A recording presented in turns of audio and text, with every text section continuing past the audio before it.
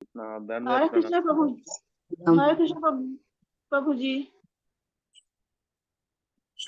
ओम अज्ञान ओम नमो भगवते वासुदेवाय ओम नमो भगवते वासुदेवाय ओम नमो भगवते वासुदेवाय ओम अज्ञानतिमिरनादस्य ज्ञानाञ्जनशलाकया चक्षुरुन्मिलितं येन तस्मै श्रीगुरुवे नमः। श्रीचैतन्यमनोभीष्टं स्थापितं येन भूतले स्वयं रूपः कदा मह्यं ददाति स्वपदान्तिकम्। वन्देऽहं श्रीगुरु श्रीयुतापदकमलं श्रीगुरुं वैष्णवांश्च श्रीरूपं साग्रजातां सहगना रघुनाथां वितं सजीवं साद्वैतं सावधूतं परिजनसहिता कृष्णचैतन्यदेव श्री राधा कृष्ण पादान सहगना ललिता श्री विशाखान्वितांश्च नमो विष्णु पादाय कृष्ण पृष्ठाय भूतले श्रीमते भक्ति वेदांत स्वामी नामिने नमस्ते सरस्वते देवे गौरवाणी प्रचारणे निर्विशेष शून्यवादी पाश्चात देश तारिणे वाञ्छाकल्पतरुभ्यश्च कृपा सिन्धुभैव च पतितानां पावनेभ्यो वैष्णवेभ्यो नमो नमः। पंचतात्मकं कृष्ण भक्तरूपस्वरूपकं भक्तावतारं भक्ताख्यं नमामि भक्तशक्तिकं नमो महावदानाय कृष्ण प्रेम पदायते कृष्णाय कृष्ण चैतन्य नामिने गौरीतशे नमः। हे कृष्णा करुणा सिंधु दीन बंधु जगतपते गोपेश गोपिका कांत राधा कांत नमस्तुते ताप्त कांचन गौरांगी राधे वृंदावनेश्वरी वृषभानुसुते देवी प्रणमामि हरि। जय हो श्री कृष्णा चैतन्य प्रभु नित्यानंद श्री अद्वैत गदाधर शिवासादि गौर भक्त वृंद हरे कृष्णा कृष्णा कृष्णा हरे हरे हरे राम राम हरे हरे हरे कृष्णा कृष्णा कृष्णा हरे हरे हरे राम राम हरे हरे हरे कृष्णा कृष्णा कृष्णा हरे हरे हरे राम राम राम हरे हरे हरे कृष्णा।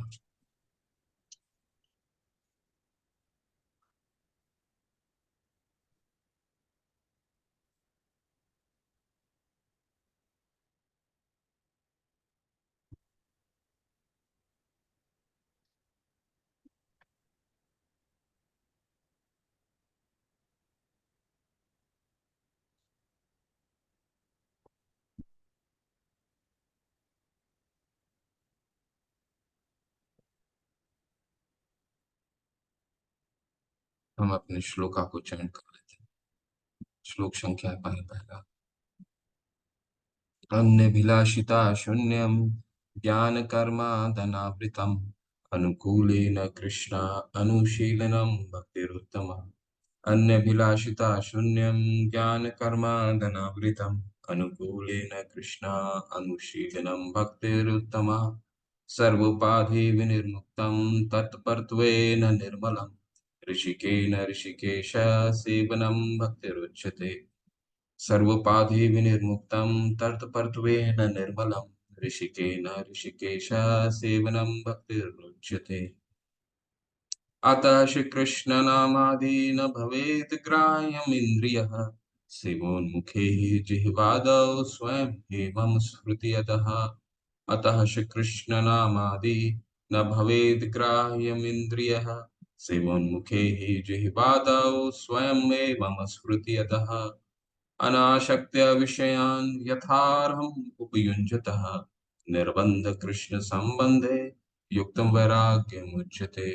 अनासक्त्य विषयान् यथार्हम् उपयुञ्जतः निर्बन्ध कृष्ण संबंधे युक्तं वैराग्यमुच्यते। हे कृष्ण।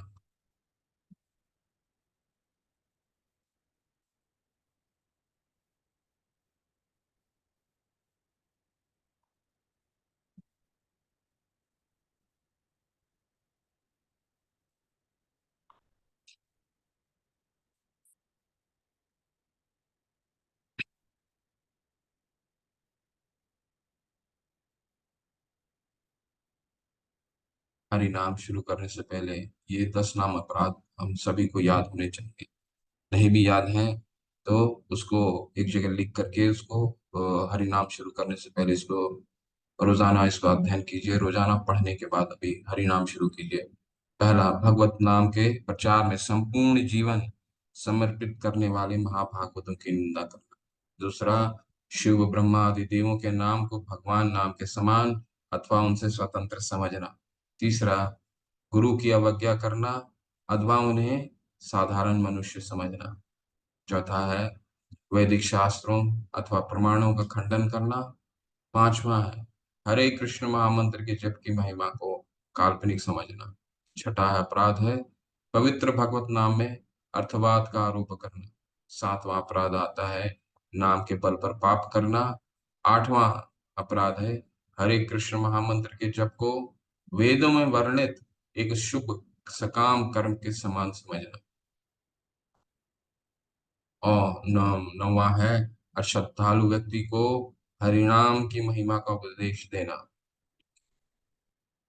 और 10वां है भगवान नाम के जप में पूर्ण विश्वास न होना और इसकी इतनी अगाध महिमा श्रवण करने पर भी भौतिक आसक्ति बनाए रखना। भगवत नाम का जप करते समय पूर्ण रूप से सावधान न रहना भी एक अपराध है और सभी अपराधों का जड़ है।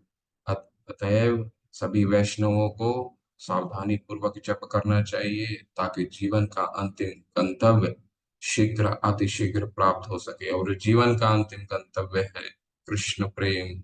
जीवन का अंतिम गंतव्य है कृष्ण प्रेम। जीवन का अंतिम गंतव्य है कृष्ण प्रेम। हरे कृष्ण।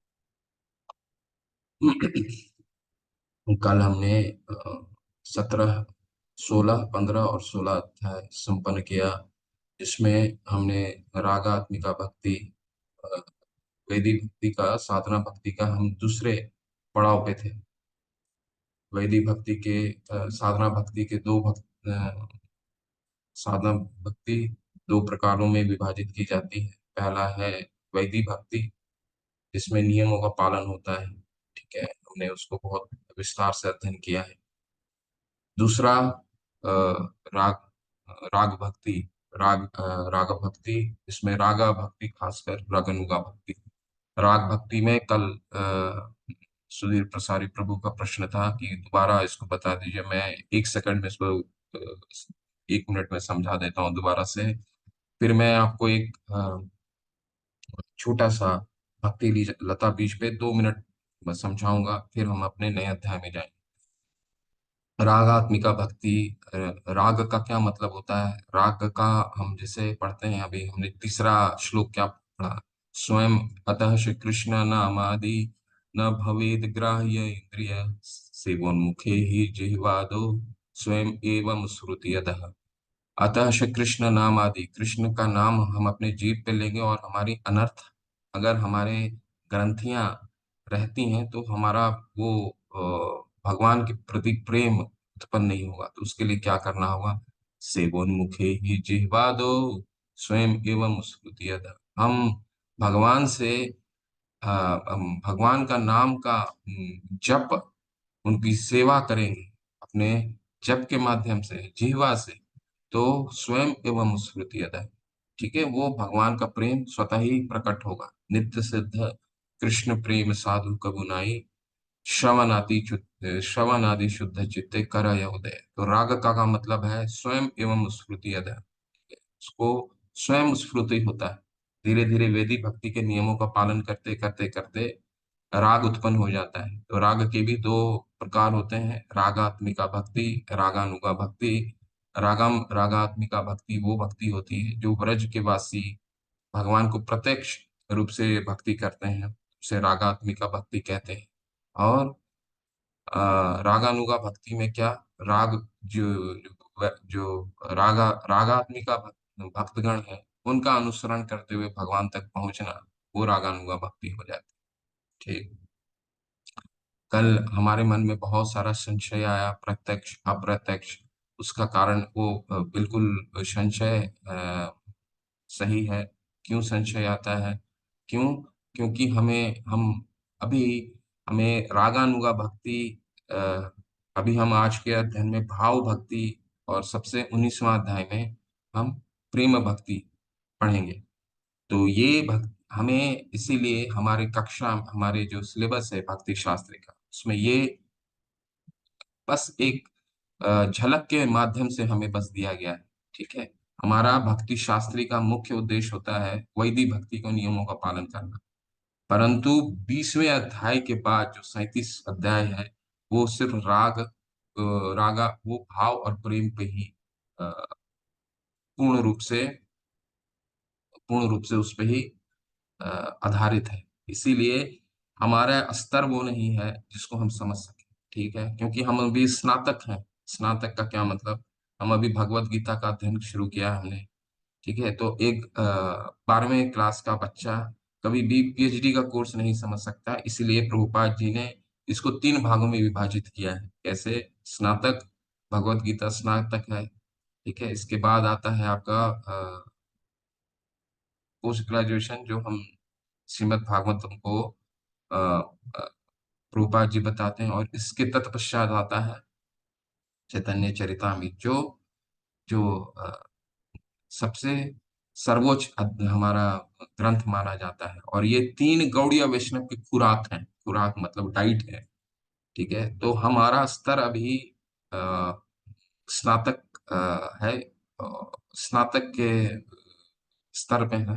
तो हमें बस एक फिलॉसफी समझने के लिए हमें रागानुगा भक्ति भाव और प्रेम का एक छोटा सा हम भाग पढ़ेंगे। सिर्फ एक अध्याय 2 पन्ने का 3 पन्ने का हम प्रेम पढ़ेंगे। परंतु चैतन्य चरितामृत का पूरा जो ग्रंथ है इसी भाव पे आधारित है। ठीक है। तो इसको भाव के स्तर पे समझने के लिए हमें वैदिक भक्ति के नियमों का पालन की दृढ़ता बहुत चाहिए। उसके लिए हम भक्ति लता बीज का मैं आपको एक छोटा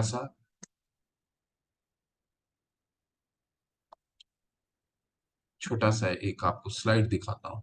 फिर हम हम इसको हम और समझने का प्रयास करेंगे।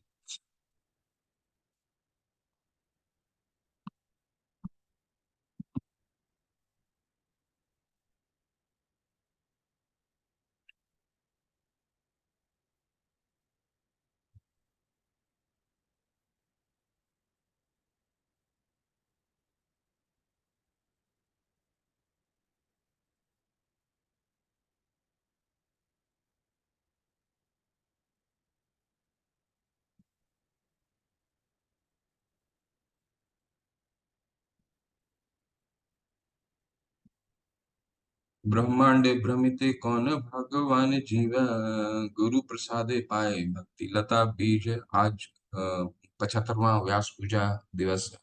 बहुत अ, पूरे विश्व से बहुत ही उल्लास से मनाया जा रहा है। श्री गुरु महाराज जय पताका स्वामी महाराज का आज आविर्भाव जन्म दिवस है। तो हम अपने कथा के माध्यम से गुरु की थोड़ा, क्योंकि आज का हमारा अध्ययन ही गुरु की महिमा पे है। तो ये भक्ति लता भी जिसका हमने कल छोटा सा वर्णन किया था, जिसकी शुरुआत कहाँ से होती है, भक्तों की शुरुआत कहाँ से होती है? ये श्रद्धा से होती है। श्रद्धा कहाँ से आता है? शु शु श्रद्धानस्य वासुदेव कथा रुचि। जब हमने लेवल 1 ज्वाइन किया, थोड़ा सा हमें अच्छा, हम पहले हमारी कहीं ना कहीं इच्छा रही जानने की, भगवान के बारे में समझने की इच्छा रही। फिर हमने लेवल 1 ज्वाइन किया। लेवल 1 ज्वाइन करने के बाद हमने भगवत गीता का अध्ययन करा। थोड़ा हमें और जानने की इच्छा हुई। तो क्या होता है उसका स्तर क्या है? श्रद्धा। ठीक है। श्रद्धा का स्तर, हम अभी श्रद्धा का स्तर है। श्रद्धा का स्तर किसको कहा जाता है? श्रद्धान शु शु शु श्रद्धानस्य वासुदेव कथा रुचि। जब हम वासुदेव की, भगवान की और उनके भक्तों की अ, जब हम कथा सुनना शुरू करते हैं तो एक श्रद्धा उत्पन्न होता है। ठीक है। श्रद्धा उत्पन्न होता है। इसके बाद सयात्म सेवया विप्रा पुण्य तीर्थ निवेशनाथ। फिर हम साधु संग करते हैं। साधु संग जैसे भक्ति वृक्षा ग्रुप हो गया आपका। ठीक है।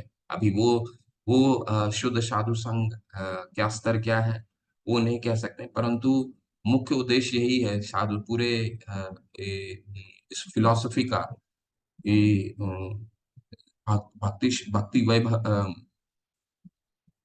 भक्ति वृक्षा, जो भक्ति वृक्षा का जो मुख्य मुख्य उद्देश्य क्या है? साधु संग। जब हम साधु संग करते हैं तो क्या होता है? साधु संग करते हैं खासकर उच्च वैष्णवों का, वरिष्ठ वैष्णवों का। तो कोशिश कीजिए कभी कभी आप वरिष्ठ अपने भक्ति वृक्षा जो भी ग्रुप में है, कोशिश कीजिए कभी कभी आपसे थोड़ा सा जो उत्कंठे लोग हैं उनको बुलाइए, वो भी आपके भक्ति वृक्षा में आपके साथ 15 मिनट 20 मिनट कुछ अपना वो भी अपना रियलाइजेशन बताएंगे। ठीक है, तो साधु संग बहुत जरूरी है। साधु संग, मंदिर जाइए हफ्ते में एक बार, और वहां मंदिर जाकर फिर दर्शन तो कीजिए, लेकिन कोशिश कीजिए किसी न किसी ब्रह्मचारी वैष्णव से वहां कोई आप लोग किसी तरह का संग कर सके। साधु संग में हमारा नारद मुनि की कथा आती है, आज उस पर विशद व्याख्या। जब नारद मुनि साधु संग, नारद मुनि जो पूर्व जन्म में एक जब वो एक दासी पुत्र के रूप में उनका प्राकट्य हुआ था, तो छोटे बालक थे, न पढ़े लिखे थे। उन्होंने, उनकी माता जो थी एक दासी थी, तो चतुर्मास के समय कई ऋषिगण आए, शुद्ध वैष्णव आए, उनको वो सेवा करती थी लगे हाथ। नारद मुनि जो 5 साल के बालक थे, उन्होंने भी वही किया, सेवा किया, उनके उच्छिष्ट को ग्रहण किया। ठीक है, तो उच्छिष्ट को ग्रहण करने मात्र से ही, साधु संग मात्र से ही, वो क्या, उन्होंने क्या किया, उनकी भजन क्रिया की। ठीक है, भजन क्रिया यानी श्रीनवताम स्वकथा कृष्णा पुण्य श्रवण कीर्तना, उनकी लीलाओं, भगवान की लीलाओं, भगवान के कीर्तन को, भगवान की महिमा को उन्होंने साधु के द्वारा सुना। भजन क्रिया, भजन के द्वारा सुना। जब भजन के द्वारा हम सुनते हैं, ये जो तीसरा स्तर है, तो धीरे धीरे धीरे धीरे हमारी अनर्थ जो है, जो हृदय की ग्रंथियां हैं, भिद्यते हृदय ग्रंथि छिन्दन्ते सर्व संशय, तब छिन्दन्ते हो जाता है, तब छिन्न हो जाता, होना शुरू होता है। ठीक है, ये अनर्थ निवृत्ति है। ये अनर्थ निवृत्ति में क्या आता है? हमारी हृदय की जो ग्रंथियां होती है ना, वो आता है। तो हृदय की ग्रंथियां जो, क्या क्या मतलब, कैसे समझें इसको? हमारी जितनी भी भौतिक आसक्ति है, हम जिससे भी हमारा जो अटैचमेंट है, मटेरियल अटैचमेंट है, वो अनर्थ है। ठीक है, क्योंकि हम ये अटैचमेंट जो भी है वो क्या है? वो शाश्वत नहीं है, वो शरीर के साथ जुड़ा हुआ है, और शरीर, शारीरिक अटैचमेंट जो है वो संपन्न खत्म हो जाता है, शरीर के साथ ही वो खत्म हो जाता है। ठीक है, इसके बाद यहां से शुरू होती है भक्ति। ठीक है, ये जो 4 पड़ाव है, श्रद्धा, साधु संग, भजन क्रिया, अनर्थी, तो जितनी भी वैदिक भक्ति है, वो ये पहला 3 स्तर तक है। ये पहला 3 स्तर तक है, और ये 3 स्तर जो हमने पार किया और अनर्थ निवृत्ति हमारा कम होना शुरू हुआ, तो हमारी निष्ठा बनना शुरू होता है भगवान पे, उनके भक्तों पे, गुरु पे निष्ठा शुरू होता है। जब श्रील प्रभुपाद पहली बार अमेरिका में विदेशी भक्तों को दीक्षा देने के लिए उन्होंने बोला कि पहला पहला बैच को उन्होंने जब दीक्षा देने के लिए बुलाया, तो उन्होंने बोला तुमको गुरु गुरु को तुमको भगवान के रूप में पूजना है। तो सारे अचंभित हो गए, बोले गुरु को, यानी कि एक मनुष्य को भगवान के रूप में पूजना है। तो सारे अचंभित हो गए। तो सबने दीक्षा तो ले लिया, परंतु उसमें से जितने भी दीक्षित भक्त थे, क्योंकि अभी उनकी आसक्ति अनर्थ निवृत्ति, पूरी ग्रंथियां नहीं कटी थी। ठीक है, तो भक्ति शुरू ही कहाँ से होती है? निष्ठा से शुरू होती है। तो वो गए प्रभुपाद के पास, उन्होंने पूछा कि आपने बताया कि एक मनुष्य की भगवान की तरह पूजा कैसे की जा सकती है? तो उन्होंने बताया, प्रभुपाद बताते हैं कि मनुष्य की तरह इसलिए पूजा करनी है आपको भगवान, क्योंकि वो भगवान का प्रतिनिधि है, और भगवान का प्रतिनिधि को भगवान के जैसा ही भगवान नहीं समझना है। जब वो जब प्रभुपाद को कई उनके शिष्य भगवान का दर्जा देने लगे, तो बहुत उन्होंने मना किया उस शिष्य को। ठीक है, तो चैतन्य महाप्रभु जब उनको भगवान बोलते थे, तो दोनों हाथ से कान ऐसे बंद कर लेते। ठीक है, तो वो प्रभुपाद ने बोला कि एक उच्च अधिकारी, मान लीजिए कि राज्य का राजा या फिर एक देश का प्रधानमंत्री या राष्ट्रपति को हम वैसा ही सम्मान देना चाहिए। उनके जो अधिकारी होते हैं जो आपकी मदद करते हैं उनको वैसा ही सम्मान देना चाहिए जैसे एक राजा को या एक राष्ट्रपति को या एक प्रधानमंत्री को दिया जाता है। ठीक है, क्योंकि वो हमें उच्च अधिकारी तक जोड़ते हैं। ठीक है, लेकिन वो भगवान नहीं होते, लेकिन हमें उसी तरह से उसी तरह से उनको महिमा मंडन करना चाहिए। तो हम तब हमारी निष्ठा उत्पन्न होती है। निष्ठा के तत्पश्चात, ठीक है, हमारी रुचि विकसित होती है भगवान। ठीक है, रुचि के बाद हमारी आसक्ति भगवान पे होती है। इसके बाद का स्तर आता है भाव। ठीक है, और भाव के तत्पश्चात आता है प्रेम।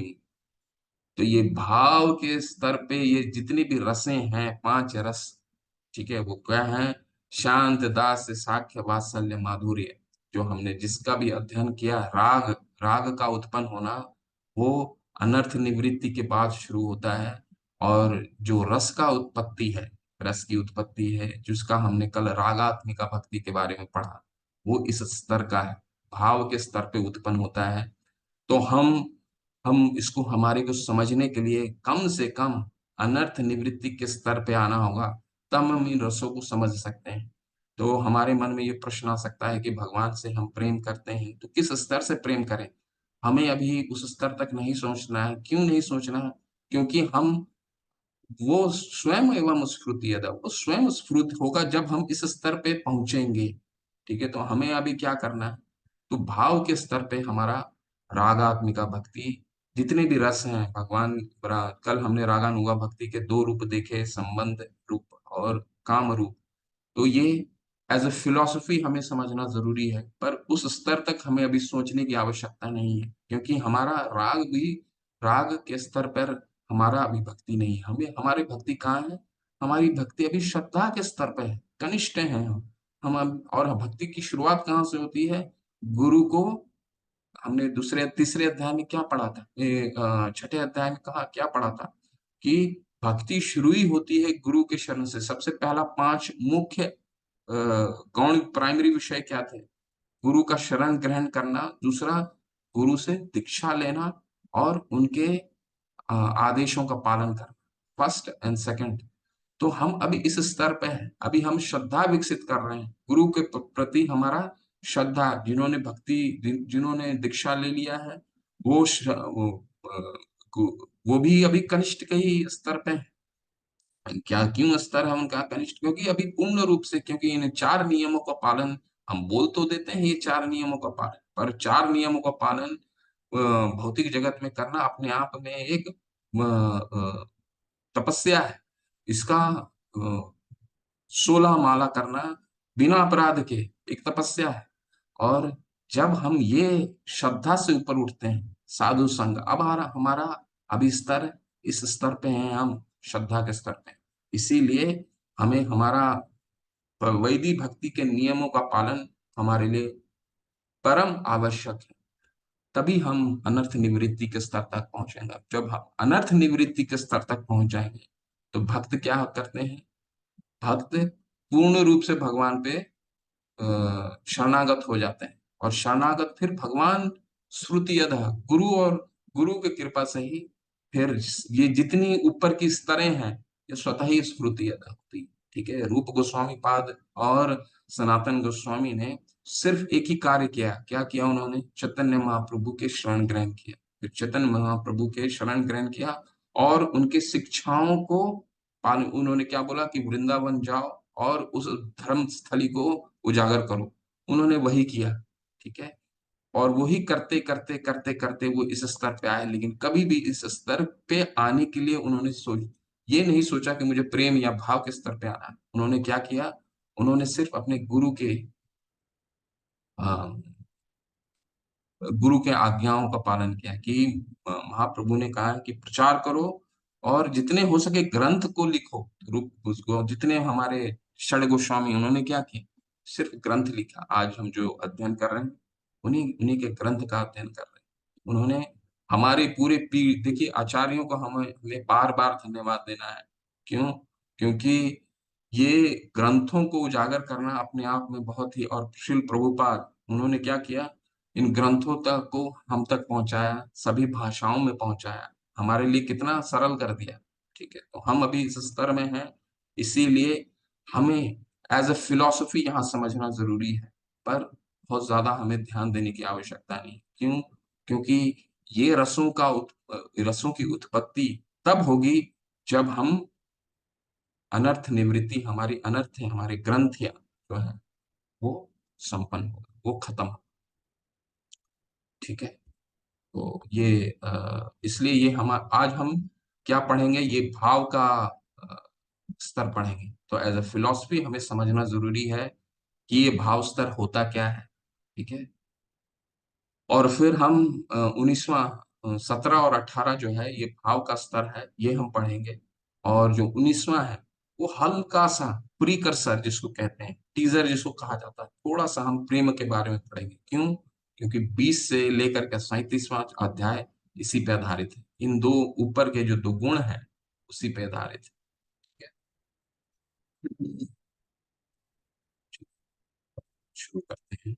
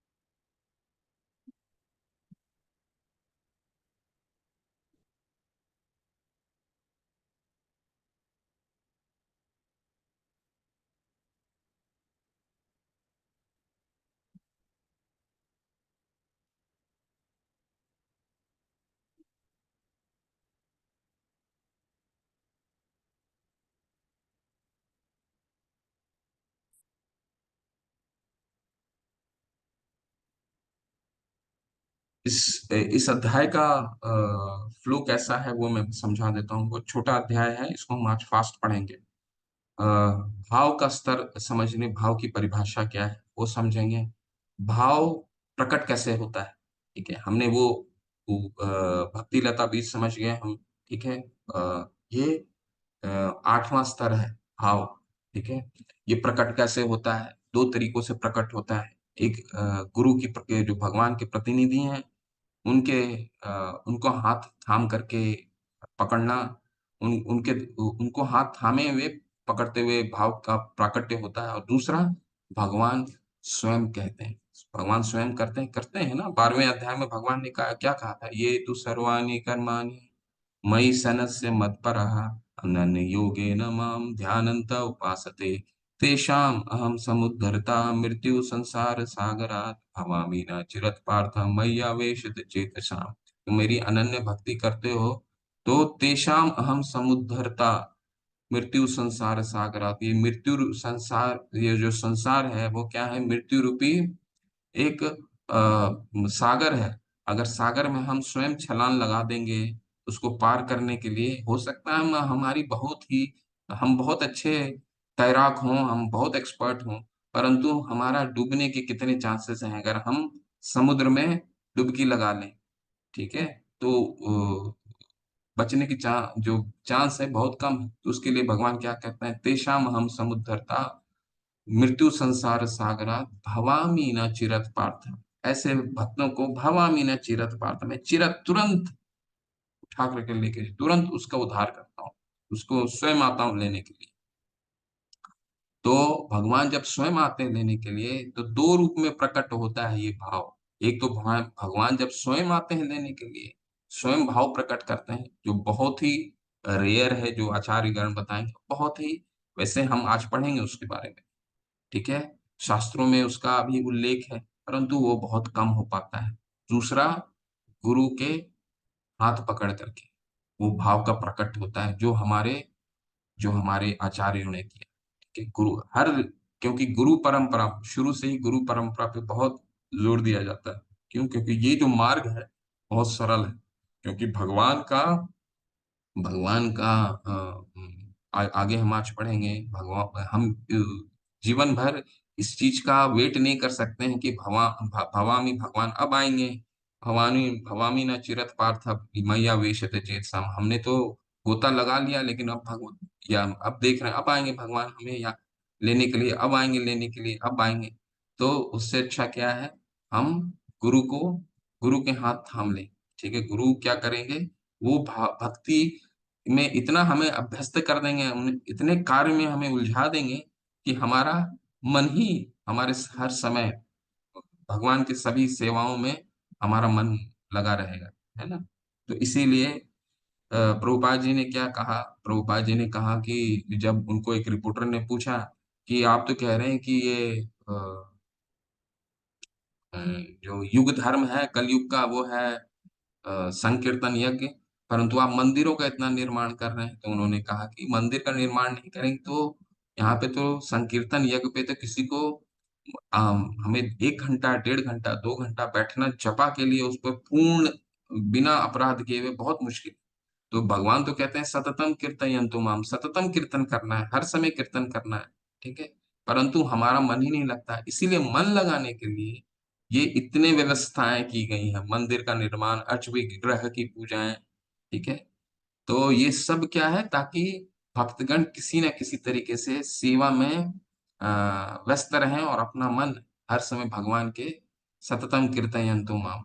अगर कोई ये भक्त बिना मंदिर पूजन के सततम कीर्तन कर सकता है, जो हमारे आचार्यगण क्या करते थे, रूप गोस्वामी पाद सनातन, उसमें वृंदावन में तो कुछ नहीं था, इन्होंने मंदिर बनाया, इन्होंने स्थली को ढूंढा, तो वो तो सततम कीर्तन करते थे। 3 दिन में एक बार गोस्वामी पाद, रूप गोस्वामी पाद 3 दिन में एक बार एक छाछ का ग्लास का ग्रहण करते थे, और कुछ ग्रहण ही नहीं करते थे। चलिए, आज काफी भूमिका हो गया। चलिए, भाव के बारे में थोड़ा सा पढ़िए पहला।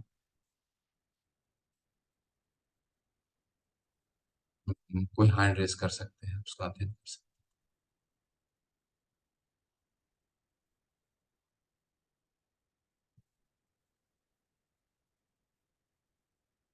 कविता घोष माता, हरे कृष्ण माता, प्लीज पढ़िए। हरे कृष्ण प्रभु जी, दंडवत प्रणाम। धन्यवाद। अध्याय 17 भाव भक्ति। शिला प्रभुपाद द्वारा, शिला प्रभुपाद की जय। वैदिक भक्ति करने से मनुष्य प्रकृति के भौतिक गुणों से परे दिव्य अवस्था तक वास्तव में ऊपर उठ जाता है। उस समय उसका हृदय सूर्य की भांति प्रकाशित हो उठता है।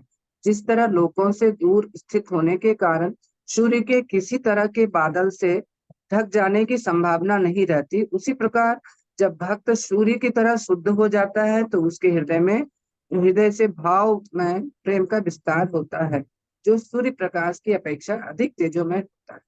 तभी कृष्ण के प्रति आसक्ति पूर्ण होती है और भक्त तुरंत अपने भाव में प्रेम में भगवान की सेवा करने के लिए उत्सुक हो उठता है। इस अवस्था में भक्त उत्तम अधिकारी पद को अर्थात पूर्ण भक्ति को प्राप्त होता है। ऐसा भक्त भौतिक आसक्ति के कारण तनिक भी विचलित नहीं होता और वह राधा कृष्ण की सेवा में ही रुचि दिखलाता है। आगे पढ़ो प्रभु जी। जी जी, थोड़ा सा आगे और पढ़िए।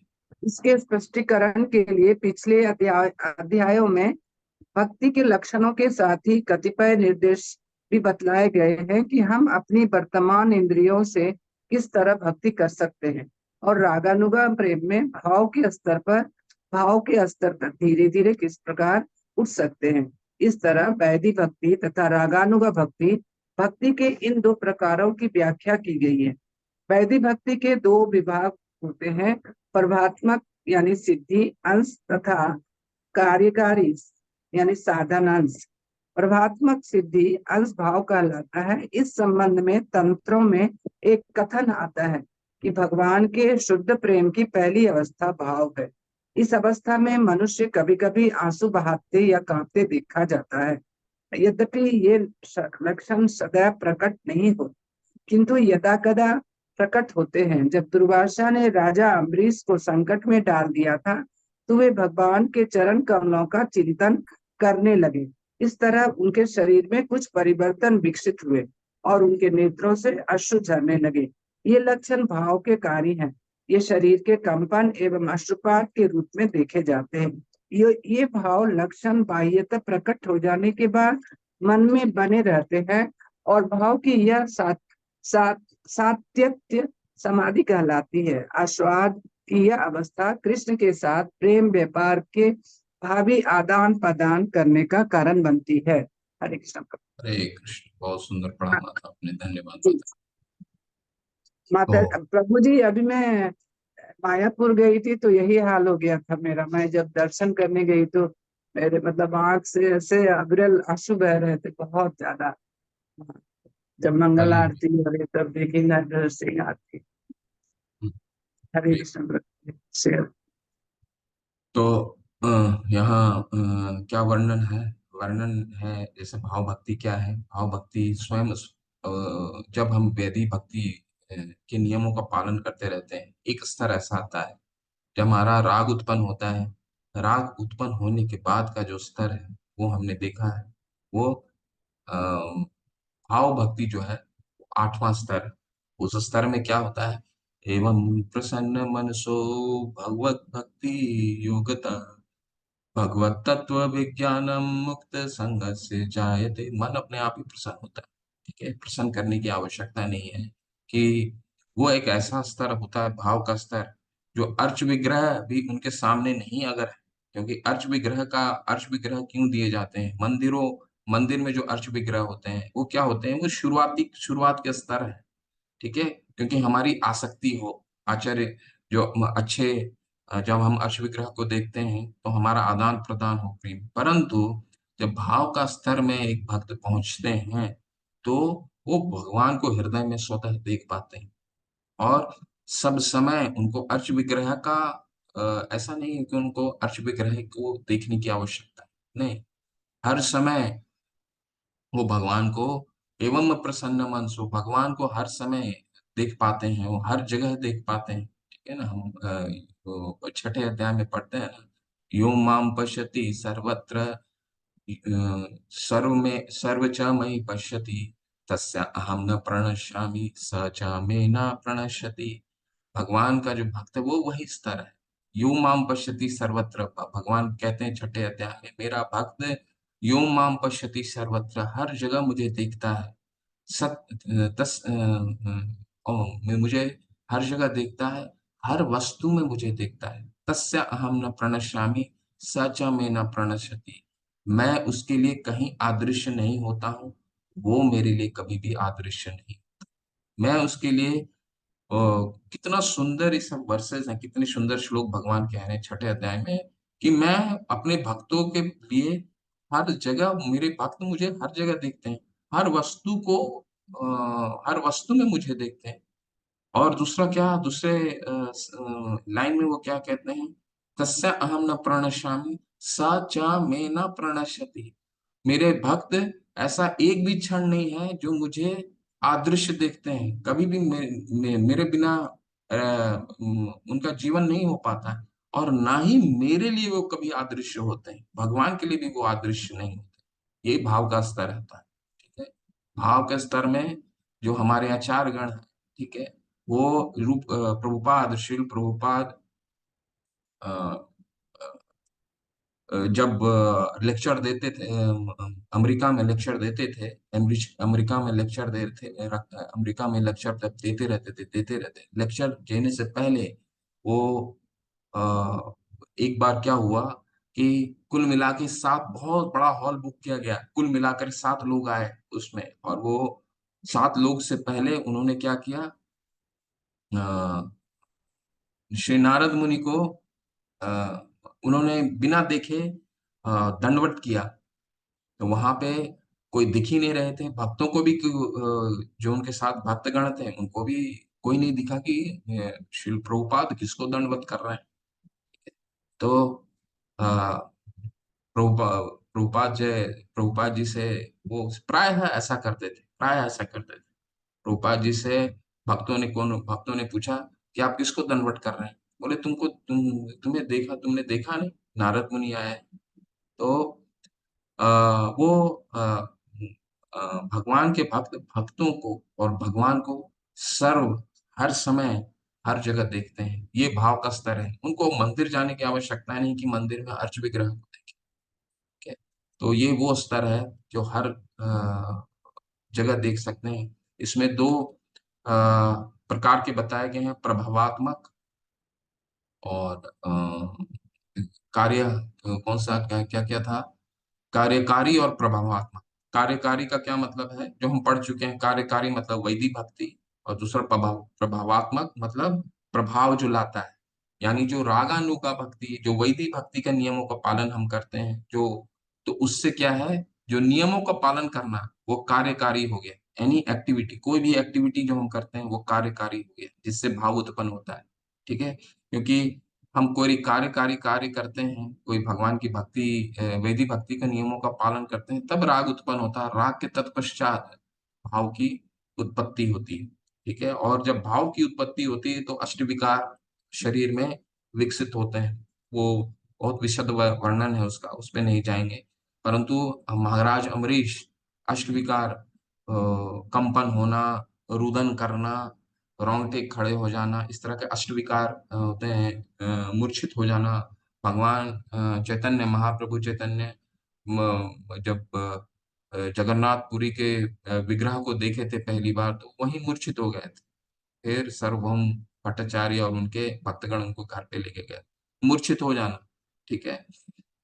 तो ये अष्टविकार विकसित होते हैं, जो यहाँ पे महाराज अम्बरीश के रूप में, महाराज अम्बरीश के उदाहरण से दिया गया कि जब दुर्वासा मुनि ने उनको संकट में डाला था, यही अ, एकादशी व्रत का पारण का समय था। आपको सबको, सभी लोगों को कथा मालूम होगी।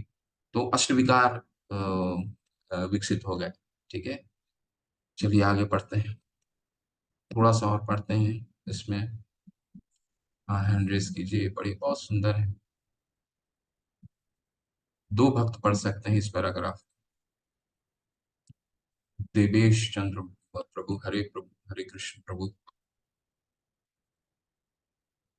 अनम्यूट कीजिए प्रभु, देवेश प्रभु, हरे कृष्ण। हरे कृष्णा। भाव की प्राप्ति के दो साधन है।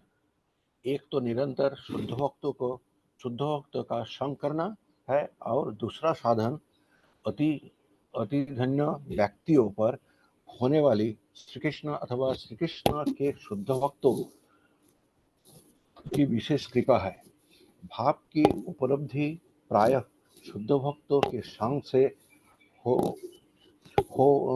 ही होती है। श्री कृष्ण अथवा उनके शुद्ध भक्तों के विशेष अनुग्रह से उसकी प्राप्ति होना तो बड़ा ही दुर्लभ है। तात्पर्य ये है कि भक्तों के सत्संग में बड़ी दृढ़ता से विधि भक्त करनी चाहिए, जिससे भाव की प्राप्ति बिल्कुल निश्चित हो जाए। यह अवश्य है कि विशेष अवसरों पर श्री कृष्ण की असाधारण कृपा होती है। हमें सदा उसकी आशा तो करनी चाहिए, पर श्री कृष्ण के विशेष अनुग्रह की प्रतीक्षा में हाथ पर हाथ धरकर निष्क्रिय नहीं बैठना चाहिए। हरे कृष्ण प्रभु, हरे कृष्ण। हरे कृष्ण। धन्यवाद प्रभु। तो बहुत सुंदर यहाँ बताया है। भाव दो रूप से प्रकट होता है, मैंने आपको उसका बताया था। पहला भाव है गुरु का हाथ पकड़ करके, और दूसरा भगवान स्वयं ये भाव प्रकट करते हैं। तो यहाँ पे गुरु गोस्वामी पाद समझा रहे हैं कि भगवान के द्वारा प्रकट, या प्रभुपाद जी समझा रहे हैं, भगवान के द्वारा देना थोड़ा सा दुर्लभ है, बहुत मुश्किल है। परंतु गुरु क्या है, गुरु के हम हाथ थाम कर, गुरु उनके हाथ थाम करके हम भगवान तक पहुंच सकते हैं। ठीक है?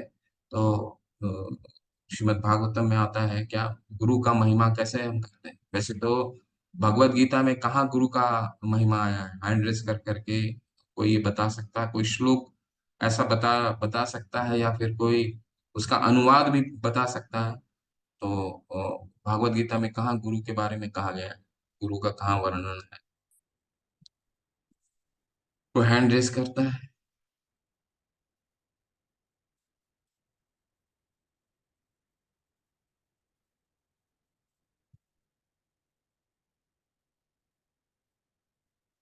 सुनीता माता, स्वर्ण कांति मद। हाँ हाँ, हरे बोलिए कृष्ण बोलिए। प्रभु। एक एक गीता जी में श्लोक है, तद प्रणिपातेन परिप्रश्नेन सेवया हरि तद्विद्धि परिपृच्छ्य प्रणिपाते हैं। पृच्छेति ते बिल्कुल ज्ञानम ज्ञानिनः तत्दर्शिनः। बिल्कुल बिल्कुल, बहुत सुंदर। स्वर्ण कांति माता जी, और कोई है क्या वर्ष? आप भी नहीं यही कहना प्रभु चाह जी, रहे हैं?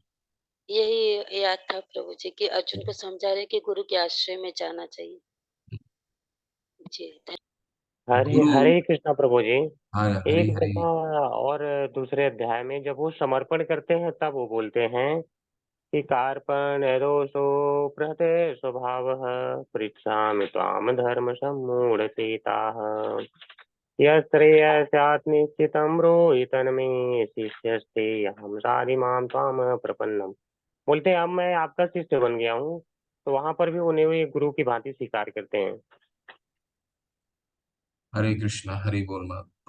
बिल्कुल, गुरु की कितना महिमा है कि अर्जुन जैसे, प्रभु ने कितना सुंदर बताया कि अर्जुन जैसे गुड़ाकेश, जिन्होंने अपनी नींद 13 साल का वनवास, 13 साल की तपस्या, 12 साल का वनवास, 1 साल का अज्ञातवास, जिसमें इतना घोर तपस्या, जिन्होंने अपनी नींद पे भी विजय प्राप्त कर ली थी। और इतना ज्ञानी व्यक्ति गुरु के शरण में जाता है, अपने संशय, जब युद्ध करने के मन में उसके संशय आते हैं तो गुरु का शरण लेता है। तो गुरु कौन है? गुरु कोई सामान्य नहीं है। निर्देह माध्यम सुलभम सुदुर्लभम, ये जो हमारा देह है, निर्देह आद्यम सुलभम सुदुर्लभम, ये 84 लाख बहुत दुर्लभ से प्राप्त होता है, 84 लाख योनियों के बाद प्राप्त होता है। प्लवम सुकल्पम गुरु कर्ण धारम, तो ये जो शरीर है ये एक नाव के समान है, ठीक है। और गुरु क्या है? वो नाव के कैप्टन है, ठीक है। गुरु कर्ण धारम, ठीक है। वो गुरु जो है वो हमारा उस ये शरीर रूपी जो नाव है उसको समुद्र के पार ले जा करने के लिए है। माया न कूले न भस्व तेरितम, यानी, और गुरु, गुरु कैसे लेकर के जाते हैं? गुरु माया अ, नभस्व तेरितम, यानी कि भगवान के द्वारा हल्का हल्का वो हवा चलता है, जिसके कारण गुरु जो है उस शिप के उस नाव के चालक के रूप में एक शरीर रूपी जो नाव है उसको पार करके लेकर जाता है। तो गुरु कोई सामान्य नहीं है, कर्णधारम है। इसलिए भक्ति की शुरुआत ही होती है गुरु के शरण से, ठीक है। गुरु के अगर हम शरण लेकर के ही जितने अ, हमारे आचार्यगण हैं, वो हमारी पूरी जो इंस्टीट्यूशन है, हमारी जो पूरी परंपरा है, ये इसी पर पूर्ण रूप से इस पे ही आधारित है, ठीक है। गुरु का हाथ पकड़ के आगे चलना। तो गुरु क्या है? कर्णधार है हमारे।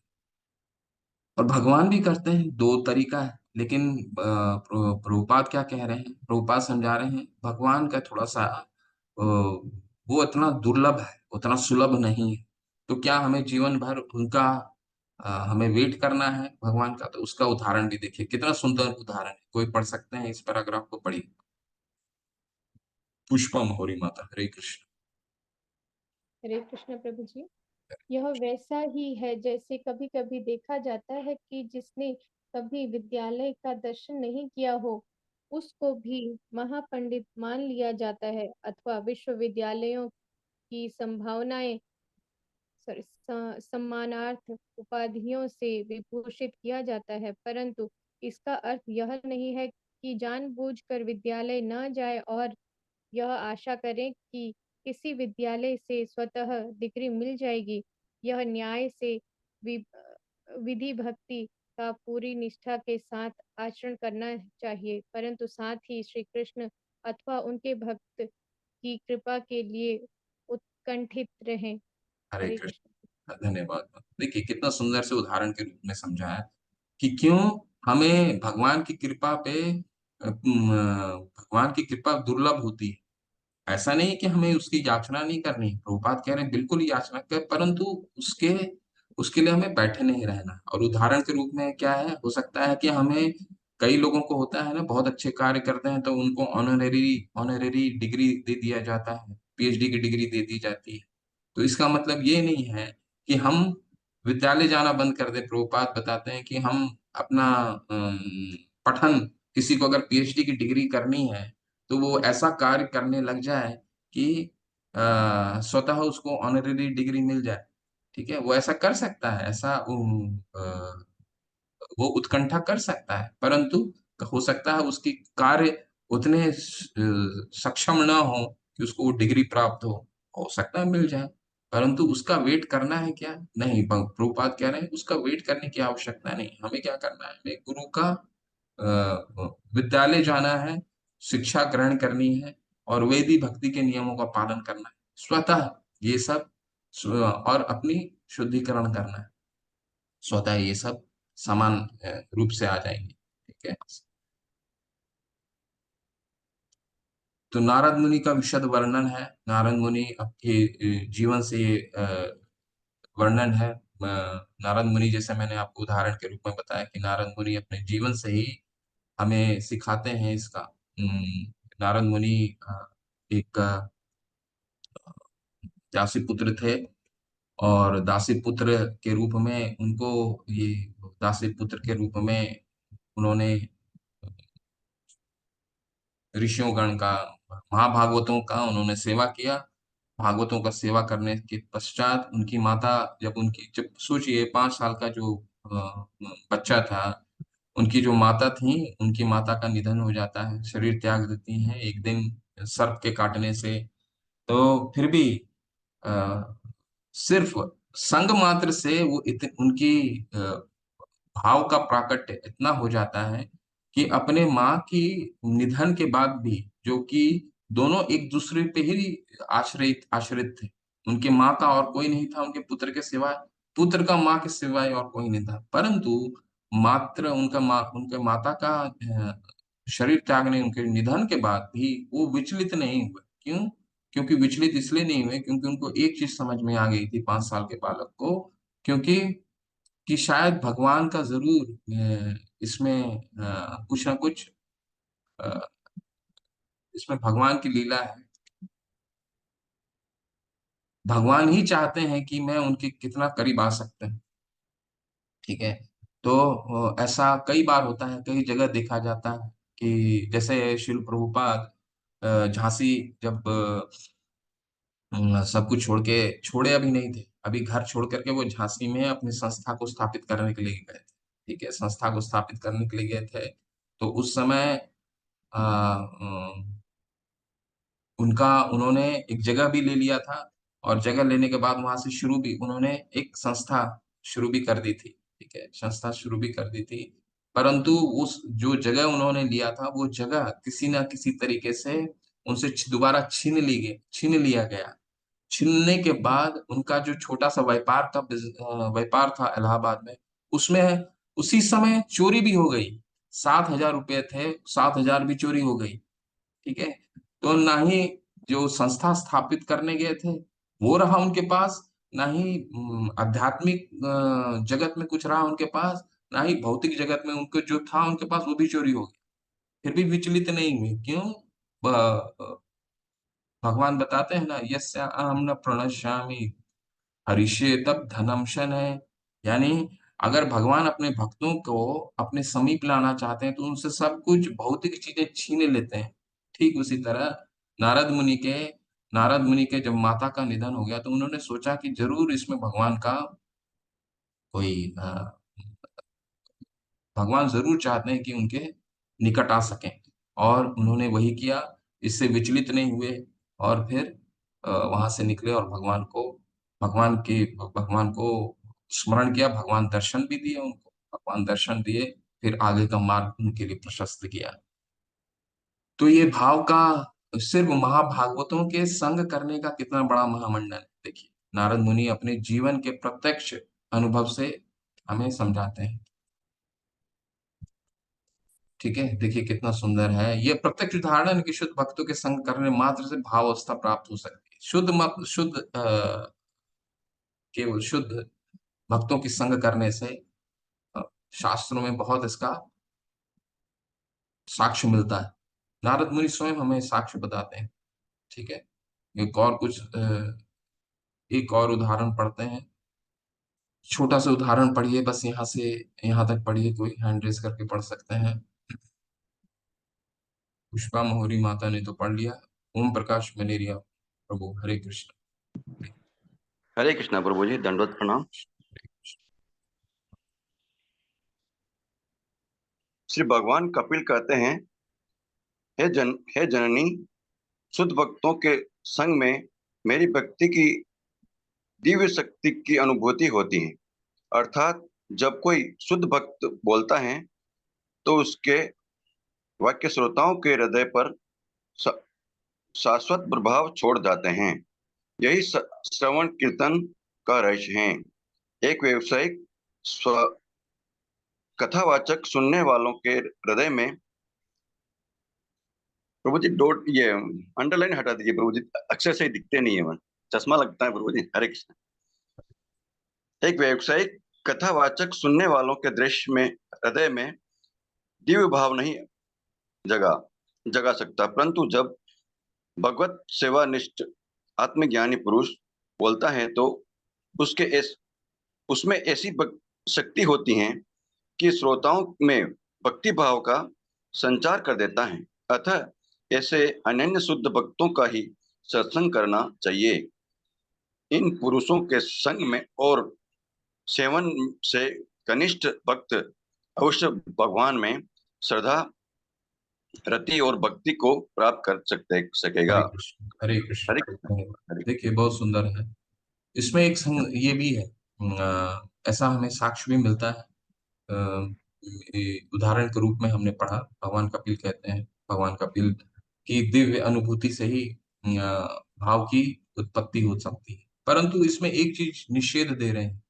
निषेध क्या दे रहे हैं? प्रभुपाद बता रहे हैं कि हमें गुरु का अनुसरण तो करना चाहिए, परंतु हमें इतनी शक्ति होनी चाहिए कि कौन व्यवसायिक कथावाचक है और कौन भगवान का भक्त है, वो शुद्ध भक्त है।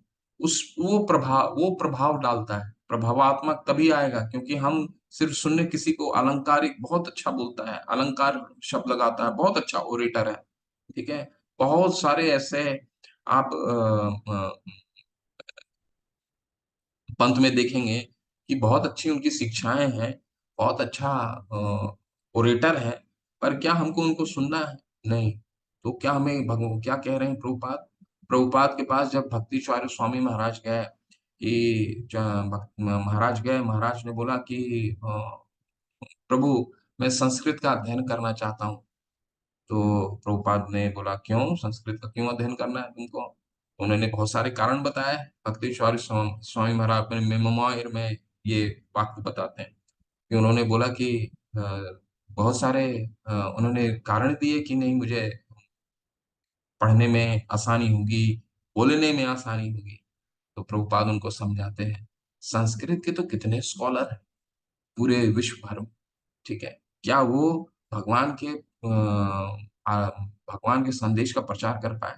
तो हमारा जो पूरा मिशन है वो संस्कृत ज्ञान अर्जित करने का नहीं है, कृष्ण प्रचार करने का। तो हमारा हमारा ध्येय क्या होना चाहिए? हम सिर्फ शुद्ध भक्तों का संग करना चाहिए। कौन कितना अच्छा बोलता है, कौन कितना अगर शुद्ध भक्त अच्छा बोलते हैं निश्चित सुनिए, परंतु कोशिश कीजिए शुद्ध भक्तों का हम वाणी को सुने। बहुत प्रभावात्मक होता है, बहुत प्रभावी होता है। कभी आपने नहीं सुना होगा कि प्रभुपाद जी कोई भी श्लोक बोलते हैं, बहुत लय में बोलते हैं। प्रभुपाद जी श्लोक समझाते थे तो उसको आत्मसात करने के लिए किसी को समझाते थे। उन्होंने कभी बहुत अच्छा लय में उनका जो लय है वो अपने आप में इतना सुंदर है, परंतु उनका कोई इस तरह का ये नहीं रहता था कि इसको इस लय में गाना है, इसको इस लय में गाना है। बहुत सारे संस्कृत के जब श्लोक हम पढ़ते हैं, बहुत लय होता है ना, उसका बहुत तरीके से उसका बहुत सारा लय होता है। तो प्रभुपाद जी का एक ऑब्जेक्टिव क्या था?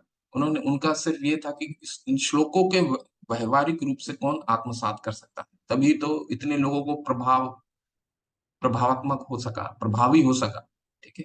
और वो भी उनके बीच जो नास्तिक थे। ठीक है, चलिए अब हम दूसरा देखेंगे। भगवान का जो भक्ति है वो भगवान अपनी कृपा जब करते हैं डायरेक्ट, हमने तो दो तरीका देखा, भाव तो दो तरीके से उत्पन्न होता है।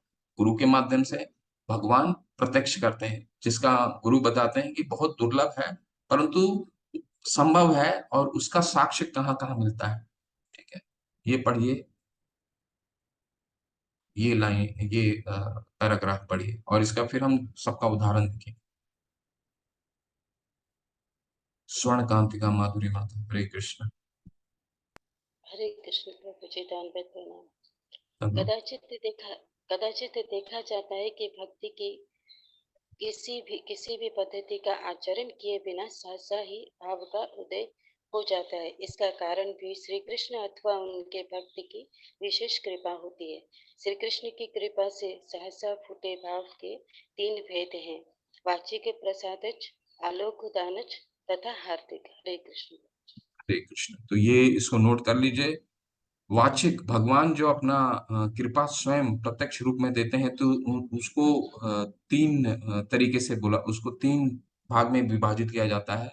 वाचिक, बोलने से, आलोक, दृष्टिपात्र से, और हार्दिक, हार्दिक मतलब विश करना। ठीक है, विशिंग करना। तो भगवान कृपा करते हैं इन तीन माध्यमों से। कौन कौन से? बोल करके, दृष्टिपात से, और अपनी भावनाएं प्रकट करके, विशेष। ठीक है, तो इसका कहाँ कहाँ साक्ष्य मिलता है वो पढ़ लेते हैं। वाचक, वाचक बोल करके उन्होंने ऐसा कहा, शास्त्र में कहा है। ये देखिए, पहला पहला पढ़ लीजिए। वाचक का उन्होंने कहा दिया है, कौन पढ़ेंगे? पढ़ो प्रभु जी, मैं पढ़ूं क्या, अगर कोई नहीं है? अब वो पढ़ें जिन्होंने अभी तक नहीं पढ़ा है, और कोई पढ़ना चाहेंगे? हरे डॉक्टर कृष्ण प्रभु जी। हरि हरि प्रभु जी, प्लीज पढ़िए प्रभु। नारदी पुराण में वाचिक प्रसादक का भाव वर्णन है। भगवान श्री कृष्ण नारद जी से कहते हैं, हे विप्रवर, सर्व मंगलमयी एवं पूर्णानंद से ओतप्रोत मेरी अनन्य भक्ति तुम्हें प्राप्त हो। हरे हरे कृष्ण। कृष्ण प्रभु जी। ये वाचिक का उदाहरण है। भगवान नारद पुराण में सिर्फ नारद जी को कहते हैं कि तुम्हें मेरे अनन्य भक्ति प्राप्त हो। तो नारद जी का ये आशीर्वाद, वो तो हमारे भक्ति आचार्य हैं। ठीक है, भक्ति आचार्य हैं, हर जगह रहते हैं, इसलिए मैंने उदाहरण भी दिया आपको कि प्रभु जहां भी कथा चलती है वहां नारद जी रहते हैं। पूरे ब्रह्मांड में हर जगह नारद जी का विराजमान रहते हैं। इसीलिए तो प्रभुपाद हर जगह उनको दंडवत करते थे, क्योंकि प्रभुपाद कहते थे जहां भी कथा होती है, हरि कथा, शुद्ध हरि कथा, तो वहां नारद जी निश्चित रहते हैं, क्योंकि उनको भगवान का वाचिक कृपा है।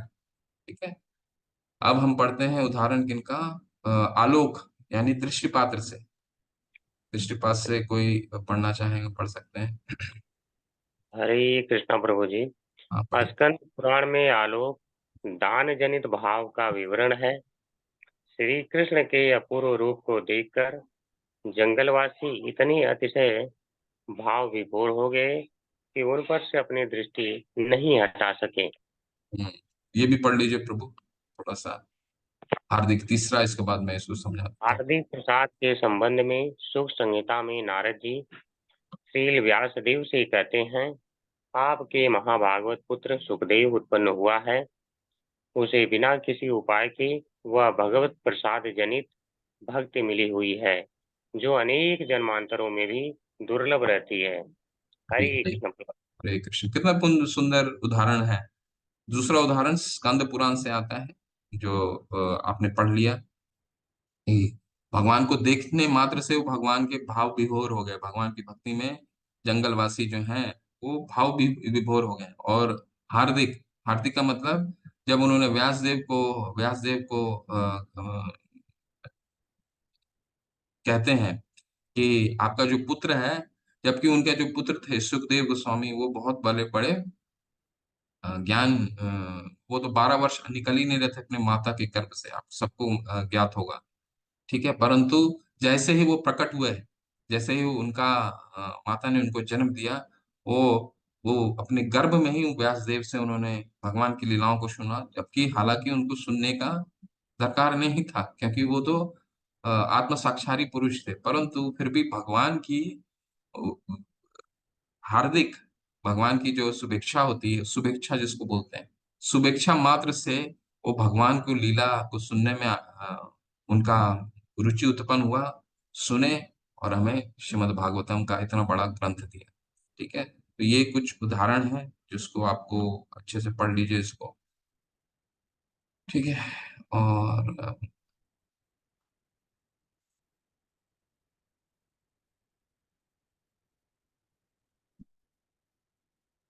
कुछ और साक्ष्य हैं। ठीक है, तो इसको आप पढ़ सकते हैं। प्रहलाद महाराज का एक साक्ष्य भी आता है, प्रहलाद महाराज का साक्ष्य है हार्दिक, वो भी हार्दिक है ना। जब नारद मुनि जो हैं वो भगवान नारद मुनि गर्भ में ही अ, उनकी माता को, प्रहलाद की माता को अ, भगवान की लीलाओं का श्रवण कराते थे, तो सुनने मात्र से प्रहलाद क्या विष्णु भक्त हुआ।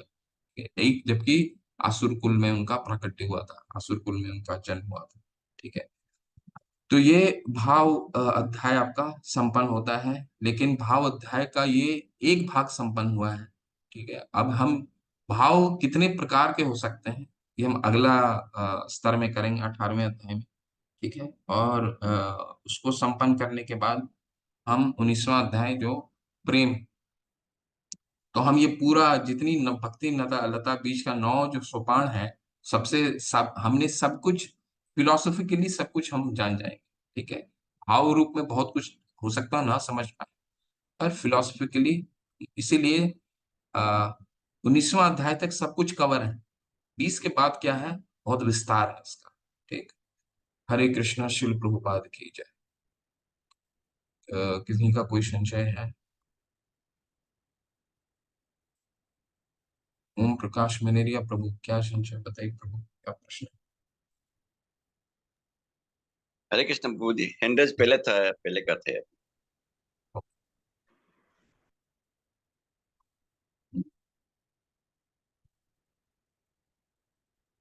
और कोई कुछ पूछना चाह रहे हैं?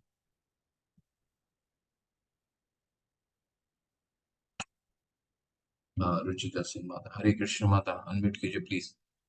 हरे कृष्णा प्रभु जी। हरे कृष्ण। प्रभु जी, जब हम स्टार्टिंग में कर रहे थे ना तो इजी लग रहा था। अब जैसे जैसे आगे बढ़ते जा रहे हैं ना, मतलब ऐसे लग रहा है कि जैसे ऊपर से जा रहा है सब। मतलब बहुत मुश्किल लग रहा है कि कैसे, मतलब पकड़े, नहीं समझ आ रहा है। जैसे शुरू के 7-8 चैप्टर तक तो ना मतलब काफी लगता था कि समझ आ रहा है अच्छे से।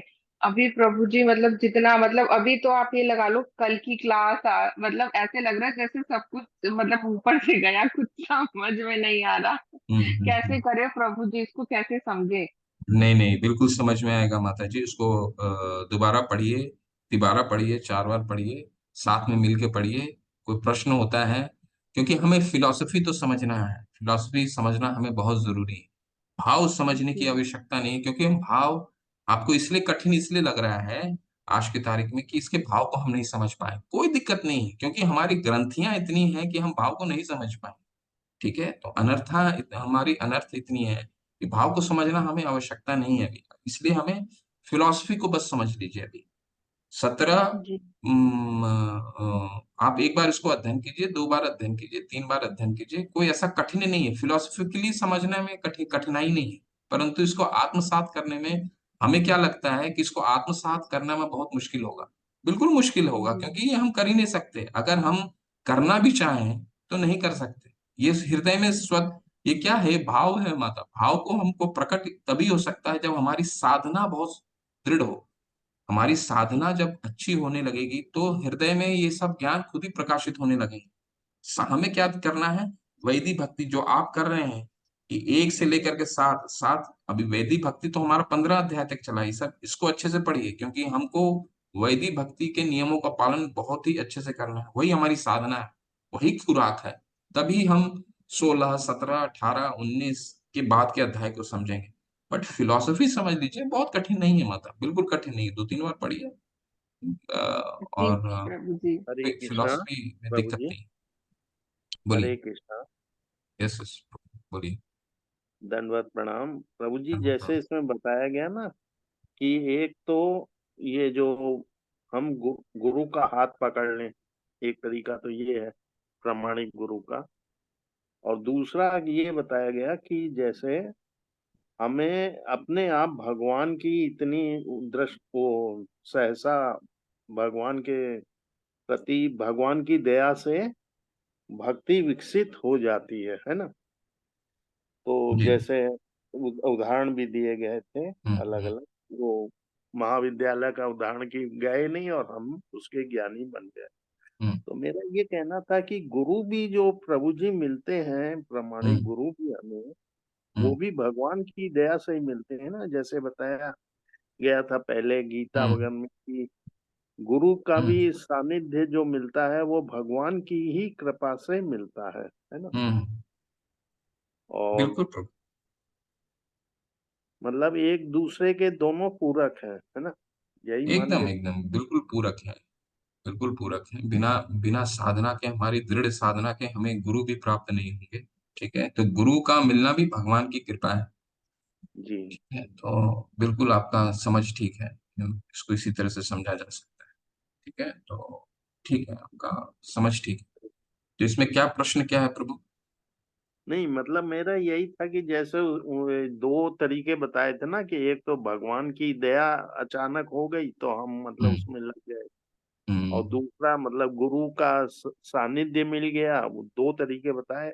तो मेरा हम्म। यही कहना था कि गुरु भी जो मिलते हैं वो भगवान की ही दया से मिलते हैं, है ना। बिल्कुल प्रभु, भगवान की दिया दया के बिना कुछ हो ही नहीं भक्ति में सकता। प्रकट ही नहीं हो सकता। हम श्रद्धा भी विकसित हो रही है तो जी। भगवान भी धीरे धीरे हम वो जो बुद्धि देते हैं वो बुद्धि भी हाँ। भगवान ही देते हैं ना। बुद्धि बुद्धि मताम अस्मि तेजस तेजस्वी नाम हम। तो भगवान कहते हैं ना 7वें अध्याय में, मैं बुद्धिमान की बुद्धि हूँ। तो हम्म। जो बुद्धि भी प्रकट हो रहा है, हमारी श्रद्धा भी विकसित हो रही है, वो भी भगवान की कृपा से हो रही है। बट ये सब क्या है? ये मार्ग है।